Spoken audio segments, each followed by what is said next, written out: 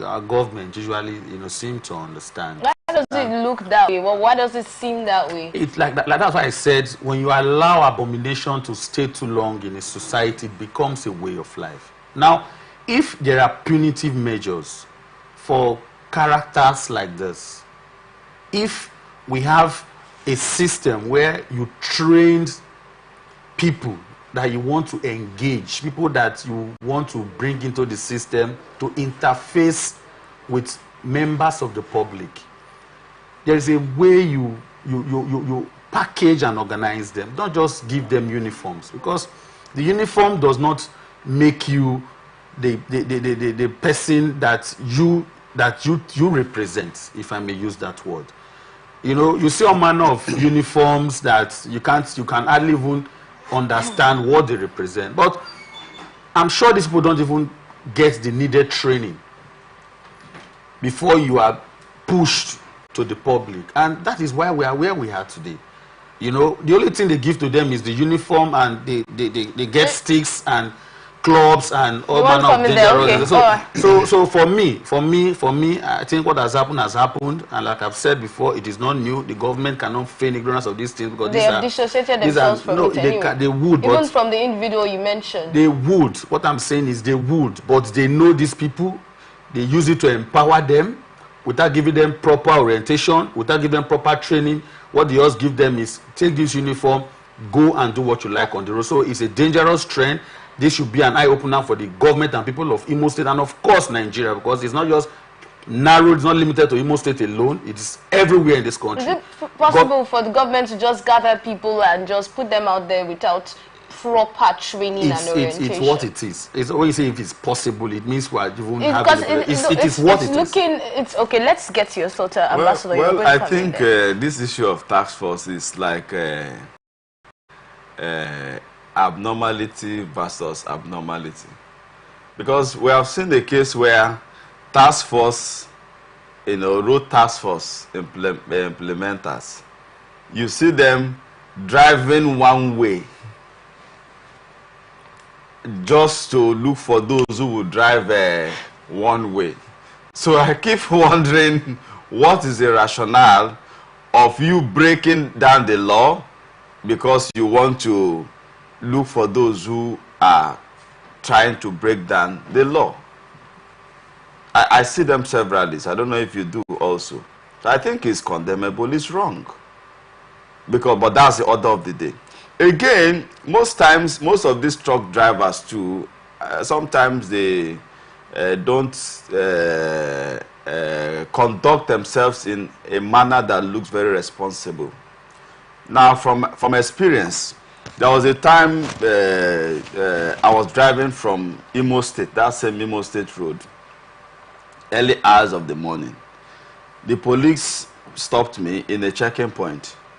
And then while they were trying to ask for my papers or thereabout, a big truck was coming.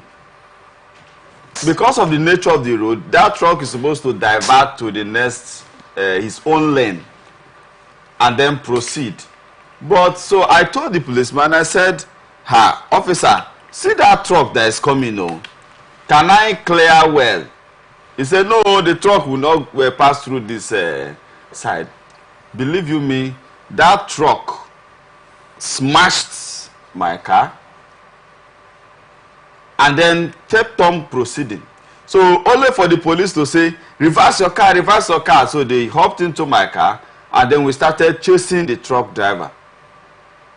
Only for us to get him. He said he was not even aware that he jammed anything. That it was his the conductor that called his attention that it's like you jam somebody.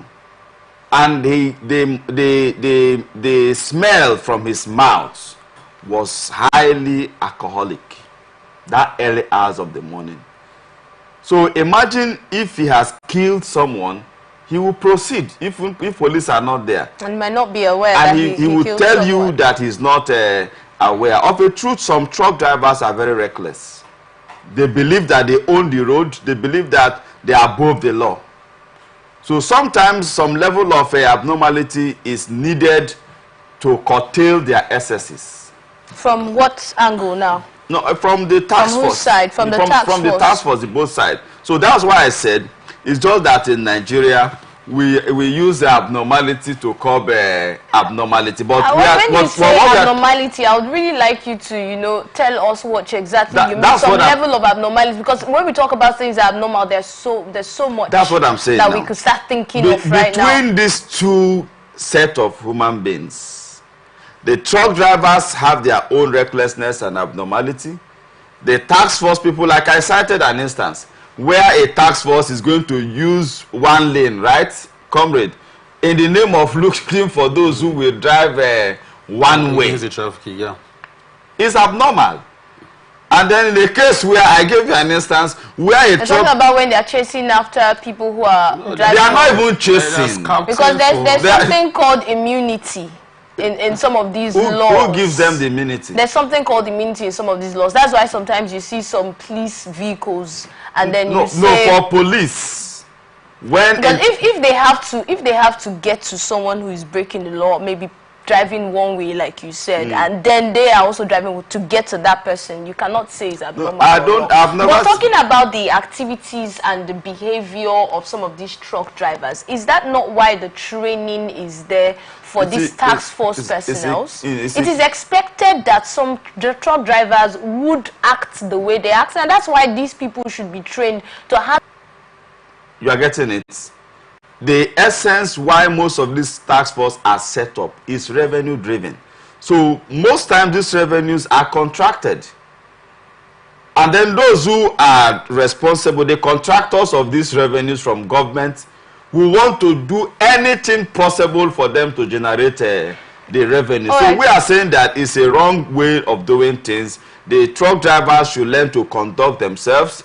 The task force too should also learn to conduct themselves. What are other things that fall within? No, well, it's we are looking at the intent and purposes of these task force that that has been set up by some of these government agencies. For me, what he has said, the sole purpose is to generate revenue, and if you want to look at that and put it side by side with the conduct of the drivers on the road, you tend to see that it's a complete far cry. Now, from the best of my knowledge, I know that those task force members are not interested in the conduct of the truck drivers on the road. That is not their brief. Their brief is to ensure that they generate as much money as they can. And that is why you saw when they were complaining, the truck drivers, that at every given point, these people made sure by all means to extort and exploit them by making sure that they pay money and give to them. Some of them have POS machines and all of that. Yeah. And even the governor in their refutal, they were trying to say that they are, lay down their ways that you can make payment if you want to pay this revenue and levies and all of that at a designated account. But you still see these people collect money on the road. And when you begin to have such transaction at the middle of the road, it spark off every manner of unprofessionalism. And I won't be surprised, because like I've said earlier on, when you put a gun in the hands of somebody that doesn't have training, I'm just using gun now because of the lack of the choice of words to use, that gun becomes not just a danger to members of the society, even the person handling that gun, because that person does not have the requisite training and discipline to show that such responsibility. But above all, like I've said before, because if that is the case, simply means that I have empowered you, go into the road and do what you like, and you will get this kind of backlash. So, for me, if the intent and purposes of those task force on the road is to regulate the conduct of truck drivers, it will be fine and good. And there has to be a well-organized, packaged, coordinated system to run such activity. But when you begin to put I don't want to call them miscreants or touts, but if you see them on the road, you understand some of them are not properly dressed, some of them smoke drugs even right on the road. So you could imagine how such people would manifest their characteristics, especially when it has to do with collecting of money. So, by and large, the governments were the ones that has given them such authority. They should ensure that a proper way of discipline, a proper way of training, and they shouldn't see task force as a way of empowerment. They should build up factories, engage these people properly so that they don't become a nuisance to the society and a nuisance to themselves. All right, thank you very much, Mufasa. Let's go to the next story now. Designated, okay. All right, this one's coming from Bauchi State. Bauchi State Emergency Management Agency has confirmed the death of 4 people as floods continue to affect some communities in the state. The Director General of the agency, Mashood Aliyu, confirmed this in an exclusive interview with newsmen. He explained that the 4 deaths occurred in flood-ravaged communities in Shira, Jade, and Katagum local government areas of Bauchi State. The DG added that in the 3 local governments, large farms have been submerged with flood.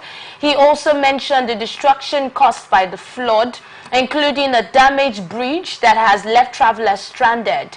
It said in Katagum, a road has been cut off on the way to Bulkachua, and another road from Azare to Jamare. Similarly, 2 roads have collapsed. One from Azare to Ged and another from Shira to Azare, which may be cut off at any moment.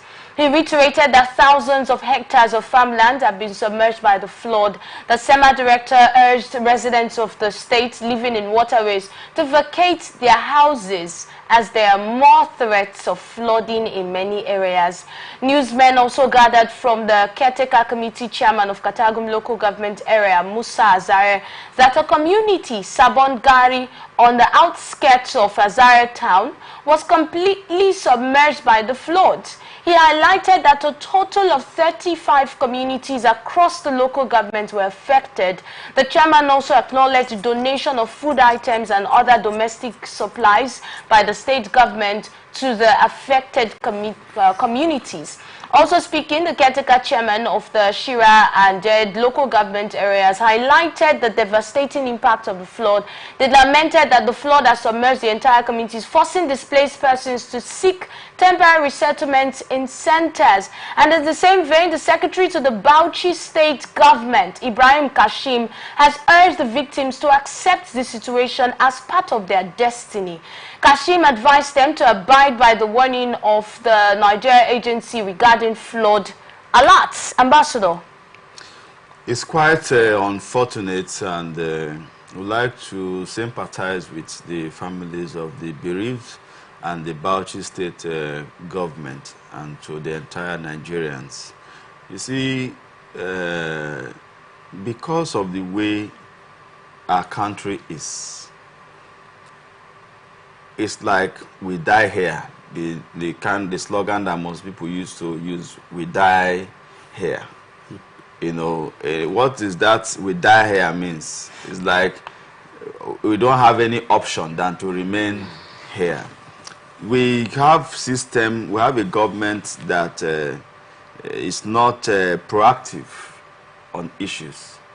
If you give ecological warning that there is going to be oncoming flood, what is the temporal provision, the measure that has to do with shelter, relocation of your citizens, of your indigents, amidst that for warning?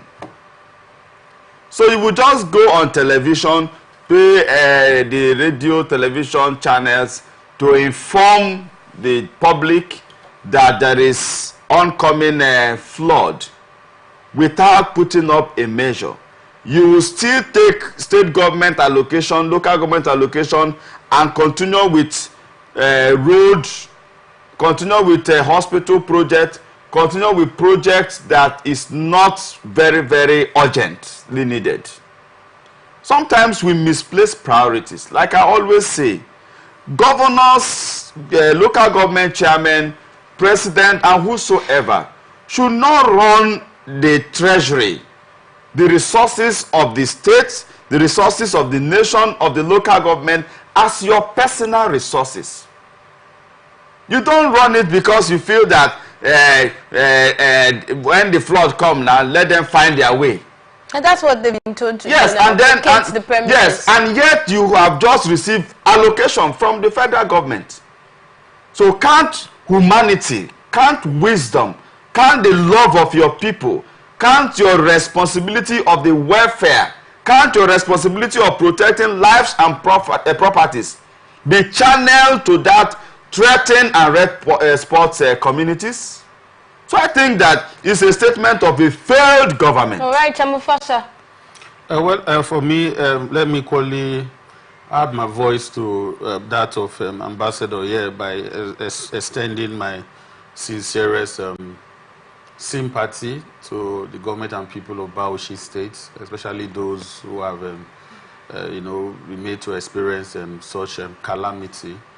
And then again, I want to say that they say to be forewarned is to be forearmed, and most times I know that these warnings do come, and our people tend to be adamant. From what angle to what angle? Now, when I mean most times these warnings do come, yes, because I'm trying to reference the aspect where my colleague here said, we like to be reactive instead of being proactive.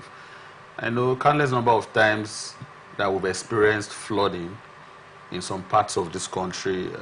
The Meteorological Agency of Nigeria, most times they've put this information out even months before these things happen.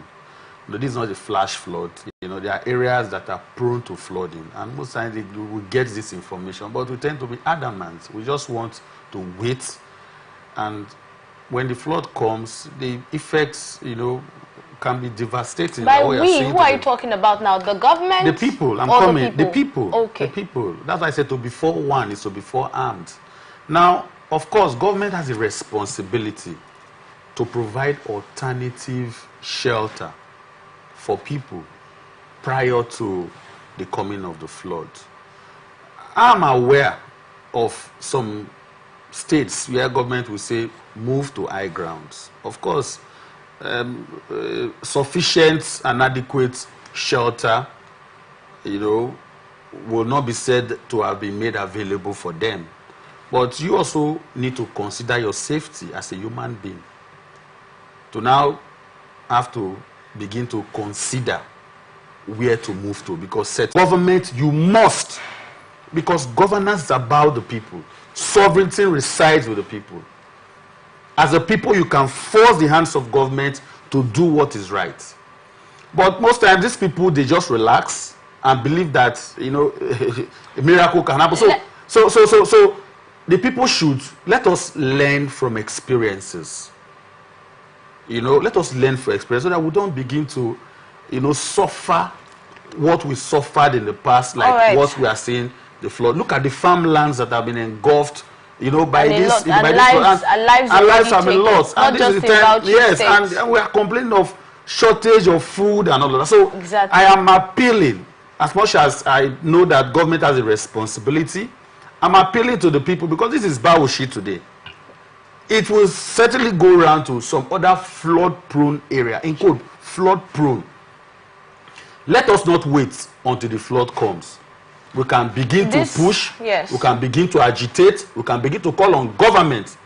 If you are saying we should go to high ground, you must. It has to be, in fact, it is their entitlement. It is not a favor.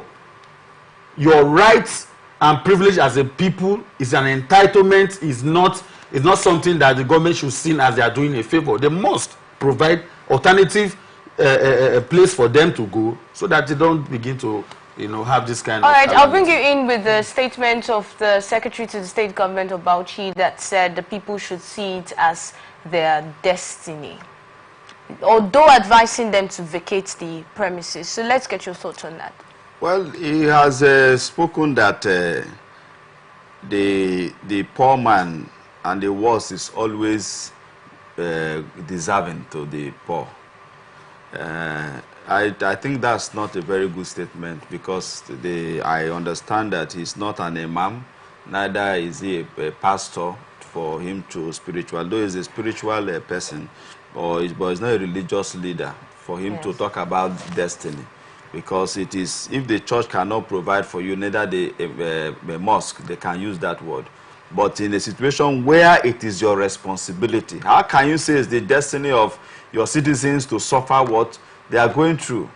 That's wrong. It's a very responsible statement. So I want to think that the secretary to the government should apologize to the citizens of Bauchi State. That's not a good statement. Now, what can they do? For instance, when flood comes, like my brother mentioned here, government will now begin to set up, what do you call it? Tents and camps. No, there is one committee they used to set up. Okay. The emergency committee. No, flood committee. Yes, flood. There's a committee they used. No, flood management committee. There's a committee for that. Yeah, where billions of naira will be allocated. And then somebody who have not bought car before will buy a new car from that money. Somebody who has parked his car for some months now will go and repair his car, build new houses from that money.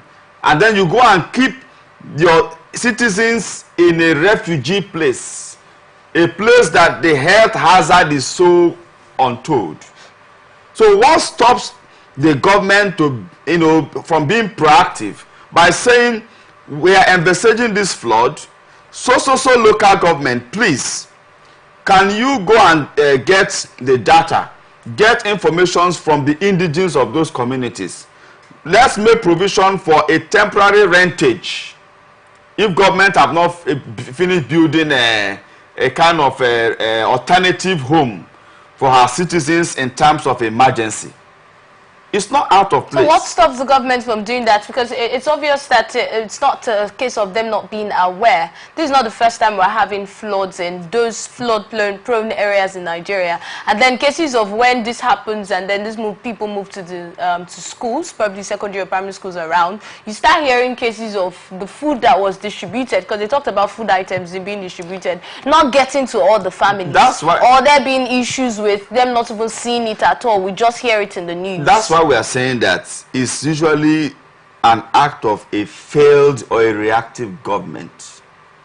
If our governments are proactive, if our leaders are proactive, that money you use in setting up those committees most times would have been used ahead of time. Please, family, Adebola Adekumbo's family, this is the sum of 300,000 naira. In the northern states, rentage are not expensive. Please go and look for alternative home accommodation, but not in this area, because the flood is prone to that area. They will relocate. Bauchi State is our focus here, but this is not just peculiar to Bauchi State. We have different states, even here in the south. Even in River State. Yes, where we keep hearing of the flooding year in, year out. And then it's still the same thing playing out in Bauchi, where you see that people are in primary schools and they're not getting the palliatives distributed by the government. That's the same thing that is replicating itself in every other state. That's what I'm trying to... So this is more like a national Nigerian issue. Of course. Even River States have flood experiences.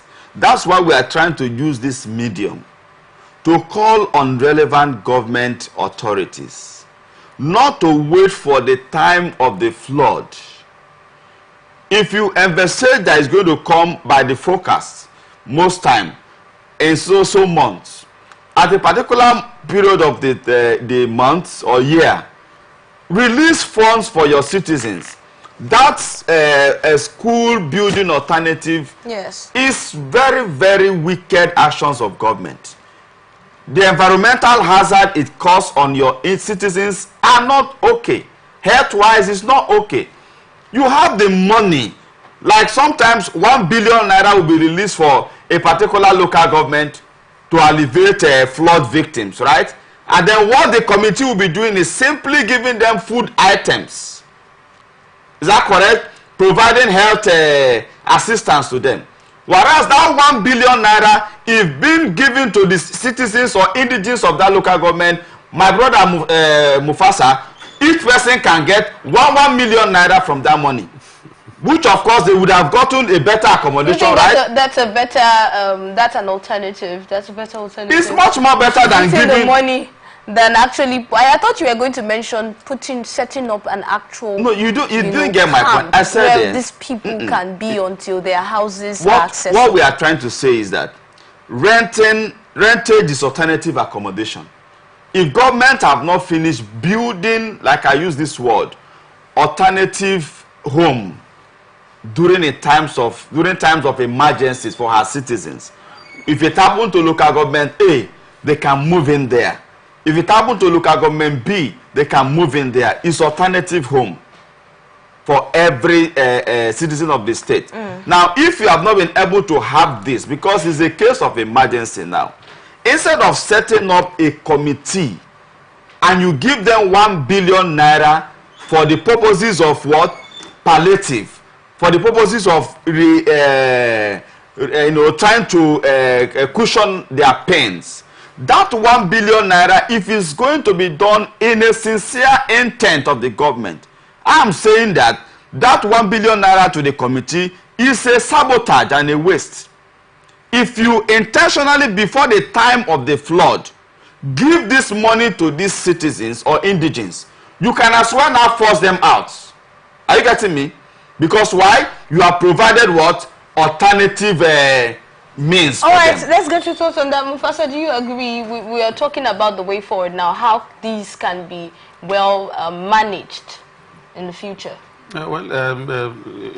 My brother here has said a whole lot of things, and most of the things he has said are things that will definitely help the situation. We are talking about something that comes and goes. So whatever provisions you are making, it's a short gap measure. We know of committees and committees that that are usually set up when situation like this comes up, and most times people get these things as a way of enriching themselves. They squander the funds, mismanage it, and so the people who are the actual victims don't usually get the benefit of such money voted for catering for flood victims. But if you want to talk about giving out money to these people as a way of providing succor, perhaps maybe they can get a temporary place to stay when the flood comes and go back to their houses as soon as the flood goes back. I think that's equally a way of helping the people. Then I think the government can also look at trying to tackle the source. Should the governor or the government, should they look at dredging the rivers? Should they also look at constructing huge dams or drainage systems that can carry the weight of this flood when it comes? These are somehow sustainable solutions to some of these problems, because money all the time, most times it makes a few individuals become wealthy overnight, and that's not what the people want. When you say, okay, go and use to take care of the people, some greedy politicians keep it to themselves. So let us look at a way of trying to come up with permanent solutions to this problem. Build dams, build drainage system, giant ones that when the flood comes, it just flows away. When we consider these things, I'm sure that it will help to reduce the effects of these floods when it comes next. All right, thank you very much, Professor. Let's look at the next story now. President Bola Ahmed Tinubu has signed the Judicial Office Holders' Salaries and Allowances Bill into law. Senator Bashir Lado, the special advisor to the President on Senate matters, disclosed this in a statement in Abuja on Tuesday. You'd recall that in March, President Tinubu sent a bill titled a bill for an act to prescribe the salaries, allowances and fringe benefits of judicial office holders in Nigeria and for related matters, seeking to amend the salaries of judicial officers to the House of Representatives for consideration.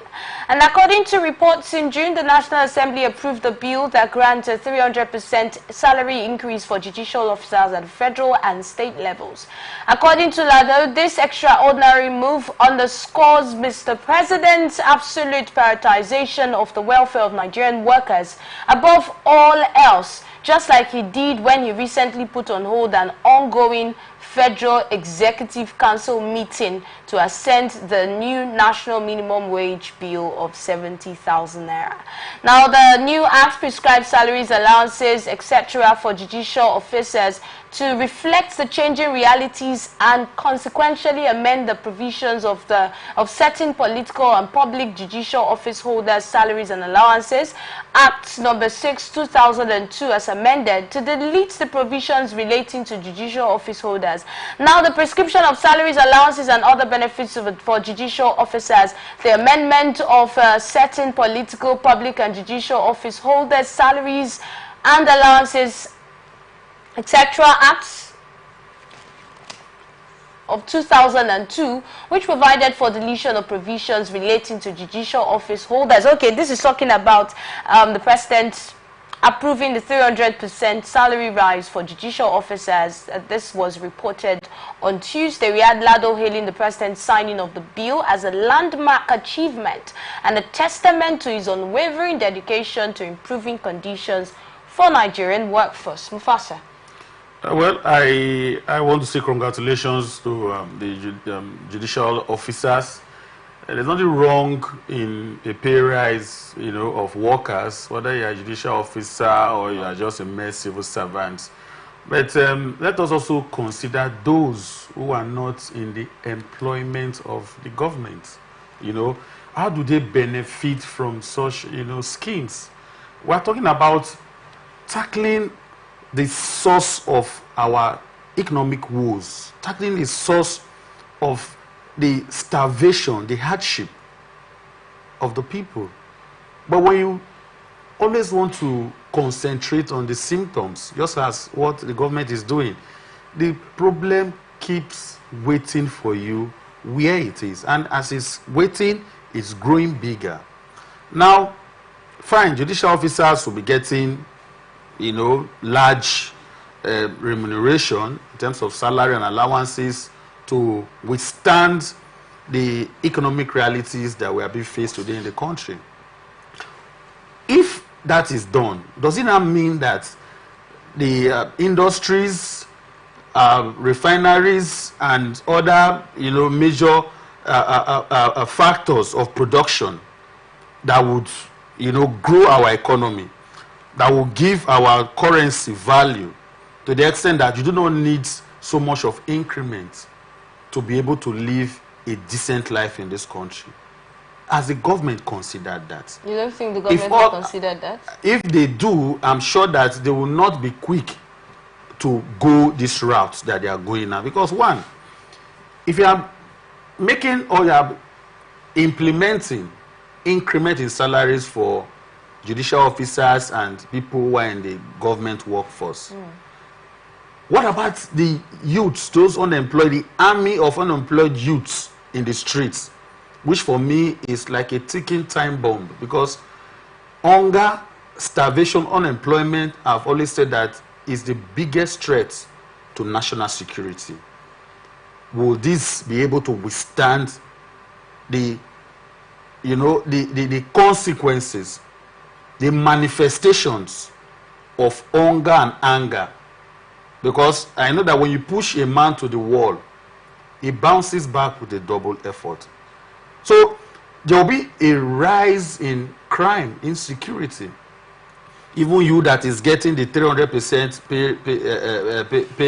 pay rise, you don't feel safe. You can't come out from your houses. Even if you think you have, retinue of police orderly and all of that, it gets to a point where it won't even make any difference. So for me, I think the government should also, and most importantly, consider the sector of the economy that has to do with production. Nigeria has to come back, sit down and think of ways to make us a viable, productive economy so that everybody can benefit from the dividends of governance, not just democracy. Because even in the military regime, people still get good life, unless, of course, it is a military government. And we are not hoping that we'll go back to the dark days of the military era. But governance and leadership has to reflect in the lives of the ordinary Nigerian, not the bourgeoisies, not the aristocrats, not the elites. Let us look at those downtrodden, the masses, that youth in Bundu Waterside, that youth in the creeks that is interested in guiding pipeline, whereas you can channel your energy into more productive venture if the government provide for that. So for me, in as much as I have no problem in the increment of anybody's salaries, but the government should also consider those who don't have a means to earn a living. All right, Ambassador, your thoughts on this story? Well, it's a good one for the industry called judiciary in Nigeria that is currently reported as one of the most corrupt agency or group of arm of government. I want to believe that maybe the 300,000 naira approvals as salary, right? Is it the minimum? 300% 300% increase. So with, as a benchmark. So with the 300%, so with the 300%, do we really know how much is the minimum wage? So of course it's more than 70,000. Of course, it has to be 300% of what they are earning now. So if you are earning 500,000 naira as a judicial officer, as a judge, or as a magistrate, you now have a 300% increment. That is bogus. That is gigantic. You know, so I do not really, maybe the president wants to see how he sanitized the judicial arm of government so that this issue of court order in the morning, another court order in the afternoon, another court order in the evening by the same court of competent jurisdiction will stop. The issue where judgments are politicized, maybe it will stop, because judiciary is supposed to be the last hope of the common man. Are you saying this might be a move to sanitize the judiciary? I guess so. That's what I'm saying. In what way? Please connect. No, that's why I said that the judiciary is being alleged of being one of the most corrupt arm of government. As you said. Yes, so which means there is need for them to have more money. So, and if a man is in need, if you don't solve that need, right, the behavior may continue. So I think that's why the president increased it to 300%, right? Is it 300? Yeah, 300%. So that hope of the common man will remain the hope of the common man. Because for now, it's really not the hope of the common man. By the kind of judgment court orders we see. So I think Mr. President is trying to sanitize the system, if that is going to help the judicial system. Now, again, when these things are also done, we all are citizens of Nigerians. I can tell you for free that none of the government workers joined in the protests. What do you mean government workers? Yes, the end bad government workers. Because one... The end bad government protests? Yes, because NLC disassociated themselves from that protest.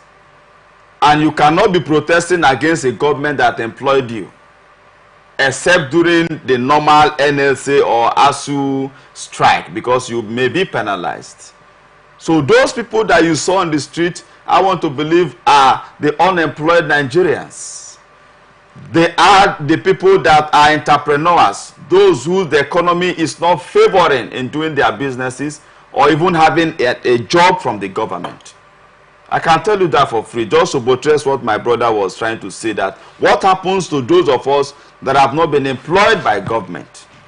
So there should also be an intentional way of making governance, sweet for every citizens of Nigeria. Okay, before we proceed, let's go back to that your statement where you said this could be a move by the president to reduce corruption in the judiciary. Do you actually see that as possible? Do you think this action would reduce corruption in the judiciary? Well, I want to believe that since what enhances corruption in the judiciary is money, the president did not just increase it to 70%, right? Or 80, 100%, 300%. So that's a whole lot of money. Do you see it impacting that aspect of corruption? At this point in time, I will want to now plead with the judiciary that having received the magnanimity of Mr. President and the Nigerian Senate to ensure that you have a better life above all of us, the common Nigerians. We want you now from henceforth to make us rely and see the judiciary as the hope of the common man. Because Mr. President have now ensured that life is better for you people, that things should be easier for you people, those of you who are in the judicial sector. So having known that it is our taxpayers' money, it is our money that is going to be allocated to you people to have a better life. We want to see fairness, we want to see justice, we want to see the judicial system being reliable again. All right, talking about the people who took to the streets to protest for the End Bad Governance protest, from the demands that the people have had or have given to the president, Nigerian government, how much of it do you think, how much steps, let's look at the aftermath of the protests now. What do you think this is already yielding? How much steps have you seen from your analysis that the federal government has taken to meet the demands of these protesters? For me, I have not seen any step taken by the government to, to meet the demands of Nigerians. The people who protested are Nigerians who are disaffectionate, who are disenchanted, who are dissatisfied with the rulership style of our leaders, and clear demands were made, and it's not something that you need to go and consult the oracle to see. The protesters requested and demanded that the president and the leaders of this country should look at the fuel price. They talked about the security situation in the country. They talk about the leadership style of our government, and they complained that Nigerians are hungry and the government need to adjust. The government need to look at the faces of hungry Nigerians and do what is absolutely necessary to take us out of our economic woes. Now, the government had opportunities to have addressed these issues, especially when the president addressed Nigerians, and nothing was said about the petroleum sector, nothing was said about security, nothing was said about, the governorship, the governance style, talking about cutting down governance. And that goes to show how insensitive, how irresponsible our leaders are. Now, let us not pretend as if we don't know that these people don't care about us. Everything in this country is tied to petrol. I know a lot of people will say, we have other sub-regional governments, we have the governors and all of that, they have their responsibility, fine and good.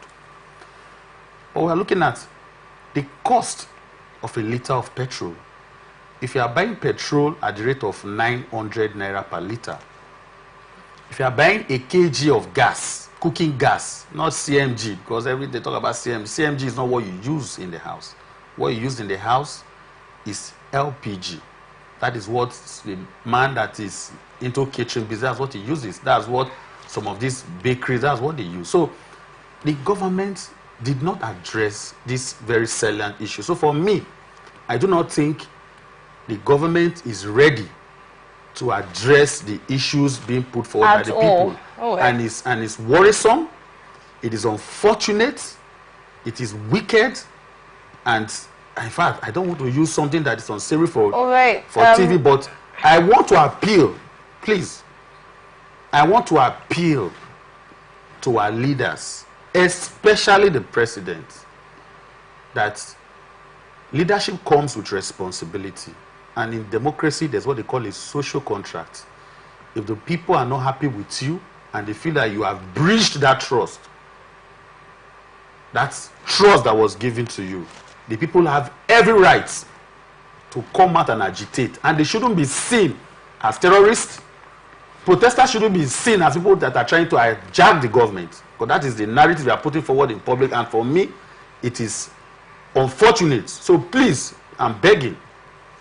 Nigerians are not terrorists. Nigerians doesn't want to hijack anything. In fact, we gave you that responsibility in the first instance. But we are only saying, give us quality governance, tell us what is happening to our refineries so that people can have a decent living. Talking about hijacking the government, when that was stated, wasn't it when the Russian flag was being displayed during the protest? Was Russian flag displayed in Port Harcourt? Was Russian flag displayed in Lagos? Was Russian flag displayed in Jos? Was Russian flag displayed in the south? These are just narratives that they just want to put up to discredit. But it was during the protests. Excuse me. These are narratives with emphasis. I am responsible for everything I say here today. These are narratives being put forward by the government to discredit the demands and agitations of the people. All right. Ambassador, would you say that the government has not made any move towards meeting the demands of the people? Of course they have, because part of the reason for the protest is hunger. Yes. Shortage of food. Yes. And of course, Mr. President has approved and directed the NCDC coming up with agro rangers. What is the responsibility of the agro rangers? To ensure that farmers return back to farm, protect farmers, and then also see that they can mediate between the herders, the challenges of the farmers, you know. So let us watch and see how effective that is going to be, if it's going to boost our food production again. So they have come up with the solution, which, because our cry and our prayers has been, let the farmers go back to farm. They can't farm. That's why we're having food shortage. It's not as if it's a spiritual problem or it's government that has food and decide not to give to her citizens. So I think it's a good initiative by the federal government. It's a good one. So all we have also called is that... That's the only step you think the federal government has taken on towards... the issue of hunger and food. Then the issue of subsidy. The president went ahead to say there is no going back on the issue of subsidy. That why there are already policies that they have put in place that are supposed to alleviate, not to take care completely, the issue, the aftermath of the subsidy. Like the transportation increase and the CNG buses? Exactly. And beside that, to the other soft grants that the president have also initiated. I don't know how true most of us. I see some people come out on television said they have received 50,000 naira, having filled the form, and then they were invited. You know, they thumb printed and the alert has come in. So me too, I want to get my own. So my own prayer is that we should try more. All right. The issue of subsidy, like I always say, let's even assume that we do not even have oil. Is it that are we not going to survive? I only feel that our problem is not just even the subsidy. It's mismanagement and appropriation of priorities. Our problem is not the subsidy removal. Yes. Our problem is implementations of most of these programs and resources that government have channeled in, you know, cushioning the effect of subsidy. Are you making reference to anyone? I'd like you to mention some of those programs you said that government has channeled towards reducing the effect of subsidy. When we talk, I know we've talked about the CNG buses. Yes. The issue of the refinery is another one, where resources have been channeled to the revamping of our refineries, and yet it's not working. So the question is, where is the money going to? So you believe that the government has done so much regarding that? No. Putting our refineries in place and making them functional, the government have played their role in that? That's what you're saying? Partly. So part of what I'm trying to say is that the president have always informed us that these SYZ programs and projects have been put in place to alleviate subsidy suffering.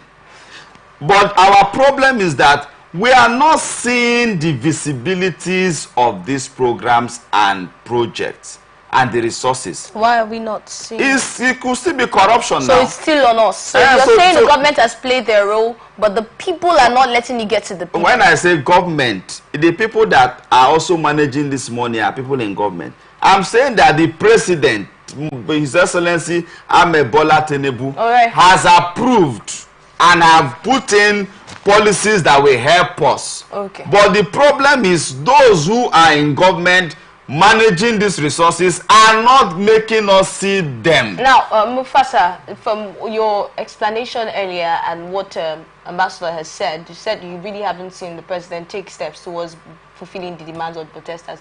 But Ambassador has mentioned some of the steps that he feels the president has taken to cushion the effect of also the minimum wage increments, the 70,000. You know, when they say minimum wage, it's not that it's the maximum. That's the least. So you can as well earn more than 70,000. All right, Mufasa. Well, we've had a lot of promises even in the past. You know, we're not talking about what they say. What we want to see is action, actionable plans. You know, we've voted so much money in maintaining a moribund refinery that, for me, the money we've spent in some of these refineries for the past 8 to 10 years is enough to build 4 different refineries in this country. We have a president who has made several promises through the NNPC that in 2 weeks, in 1 month, and just yesterday we were told that there is no hope in sight, that the commencement of operation of the Port Harcourt refinery has been postponed. We're in this country where somebody who has invested so much, talking about the billionaire Alhaji Aliko Dangote, when he said that there are criminal elements, he said mafias, which means there is a criminal organization in this country that does not want that refinery to function. And by extension, it simply means that there are people who are intentionally and deliberately making Nigerians to go through this hardship. I said before that everything is tied to petrol. If you want to set up a business today, you must consider power. I don't want to go into that because the conventional, you know. So you think the money that was put in, we've not seen the results? It's not thinking. What about the other? What about the other things? The other aspect he mentioned is what I don't know. He said some persons are getting. Buses? My sister, if you listen to the news, just today. It's just today. I want to listen to tell me your analysis. Just today, we've been told by the government that they are not even sure, because they've not even made plans and preparation. They don't have people that can, you know, that can take care of these buses. It's in the news. That rolling it out is not realistic, because one thing is to roll it out, another thing is to have workshops. That was not a statement from the government. That was actually a report by newsmen from their analysis and investigation, where they spoke to some experts who said they don't even know what CNG is all about. So they now recommended that instead of that, what they actually feel the government should do is to get actual experts to then train other people to manage and maintain these buses. Okay, now from that statement, I like the fact that you have shed more light on, you know. Now from that, what does that tell you? That they're not ready. You don't push something. I'm coming. You don't push something into the public. What they are doing to Nigerians is what could best be described as a phantom approach. There is no sincerity of purpose and intention, because if the government is serious about this CNG, they'll be talking about CNG since last year until this moment. I don't know if you've seen any. No, I have not seen, and I'm coming, I have not seen any CMG bus, talk less of the stations that will dispense this, compressed natural gases. So for me, there is no sincerity on the part of government, right, and it's intentional and deliberate. And unless Nigerians decide to call on government, because sovereignty resides with the people. They are not our lords and masters. They are meant to be our servants. They were elected into office by Nigerians. So they cannot continue to take us for a ride. On the I think, 30 seconds. Yes, on the issue of the CMG buses, I think I saw Mr. President commission about 20 pieces of it. Of course, the Aso Villa cannot accommodate all if there are more.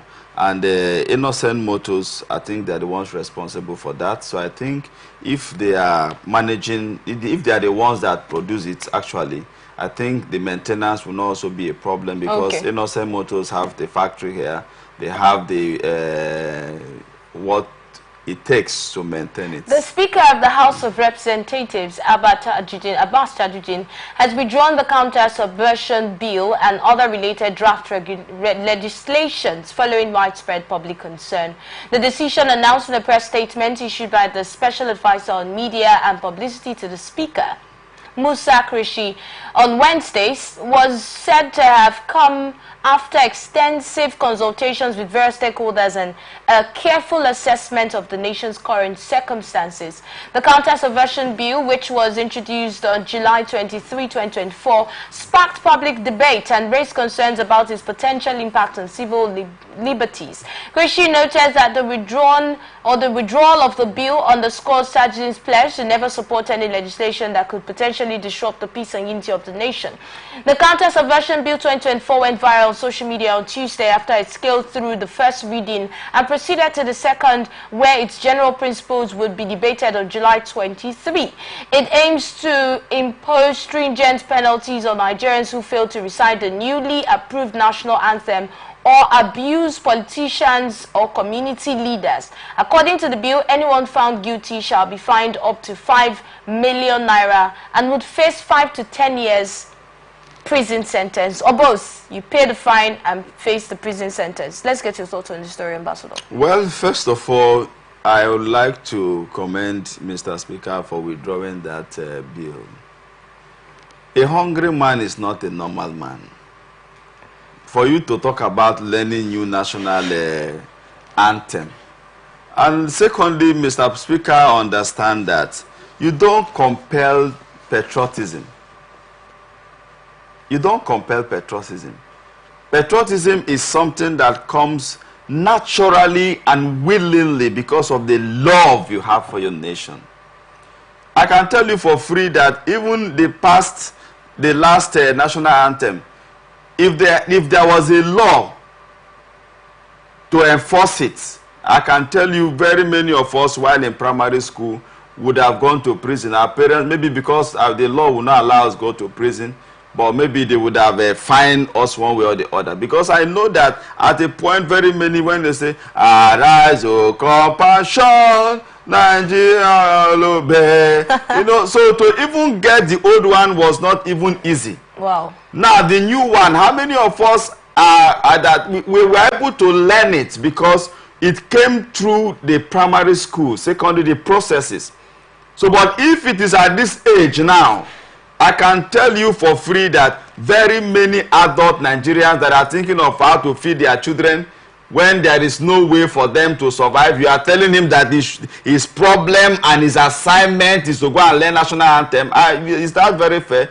So, Mr. Speaker, you are thinking... 10 years in prison. Mr. Speaker, I think you are really a good Nigerian. This one you did well. You understand Nigerians. So I want to say that that bill should die a natural death, and then encourage that government should do things that will enhance natural patriotism, not a compelling patriotism. It is when we see reason to love our country, when we see reason to appreciate our country, everything that has to do with Nigeria we will love it. So you feel we haven't seen reasons to love and appreciate Nigerians, many are angry now. They are hungry. We are hungry. Things are not going well. But you said the president has taken steps to cushion hunger. I agree. He has taken steps, but we have not seen the result of the step. It just takes time. And that's what we are saying now. If I am hungry until I eat, that's when I will be satisfied. So you think we'll be eating soon? Because you mentioned yes, I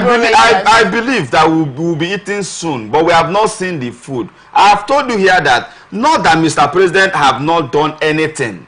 He has put up measures to alleviate the suffering of Nigeria. But our problem is those who are supposed to give us what Mr. President have sent to us, like the way God has given us blessing. So I want to say that yes, Nigerians, let us take Mr. President by his words and his goodwill. But our brothers and sisters that are supposed to give us this thing Mr. President have released for us, please help us. The song that Nigerians love now is Mr. President, read us well, Mr. Governor, govern us well. Not the national it's not national anthem. So until we begin to see the dividends of democracy, that's when the national anthem will be sweet. If you ask many of us, we don't even know, we have not even seen it. For those of us who don't have opportunity to attend government programs, we have not even heard it. Unless we have to go back to primary school, maybe we'll take time to go to our children's school and see when they will sing the national anthem. You can just, you have your phone, you can get it. It's not when I have data for that. So I think Mr. Speaker have done well. Let's bring Fasa into this one. Well, for me, I would not want to commend them. The speaker, he was the one that initiated that bill in the first instance, so it doesn't deserve my commendation. For me, you don't put the cart before the horse. You know, I see it as diversionary. They know that Nigerians are not interested in stories like this. This is not what we want to hear. You know, how does this add value to the life of the average Nigerian? You know, you start going on the street and begin to arrest people. So for me, this doesn't make any meaning. It doesn't make any sense to me. But it passed first reading. That's what that's I say is diversionary, because for a bill to have passed first readings means they've had series of deliberation on it. Now the salient question is, did they even consult the people that gave them the mandate before coming up with bills like this? Was there any public hearing that was organized? I'm not aware. I don't know if I stand to be corrected. They will just wake up one morning and do what they like, forgetting that they are there to represent the people. In fact, the parliament is more or less the soul of democracy. That is why when the military comes into office, the first thing to do is to suspend the constitution and dissolve the parliament. You don't take decisions arbitrarily when you know you are representing the people. National anthem, how does it reduce the cost of Gary, the cost of beans, the cost of petrol, the cost of LPG? These are people who have everything being catered for them by the state. We buy them clothes, we entertain them, we give them vehicles to move around, we fuel the vehicles for them. They are not feeling the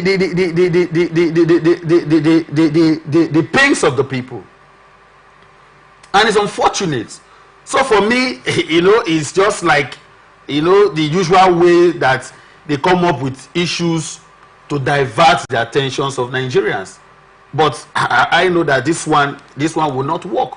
So if he's doing this thing, or they are doing it to get, you know, the applause of Nigerians, I must tell you for free that, you know, they are in for a long thing. They should do what is necessary. They should call the people that are in charge of NNPCL and question them why up to this moment we are still dilly-dallying in setting up and putting our refinery, especially the Port Harcourt refinery they've spent so much on. Why it's not working? They should tell Nigerians who are the mafias that Dangote mentioned that is preventing his refineries from coming up to stream. These are the things Nigerians want to hear, things that will have direct bearing in the lives of the people, not coming to tell us that you have withdrawn the bill that would imprison somebody for what?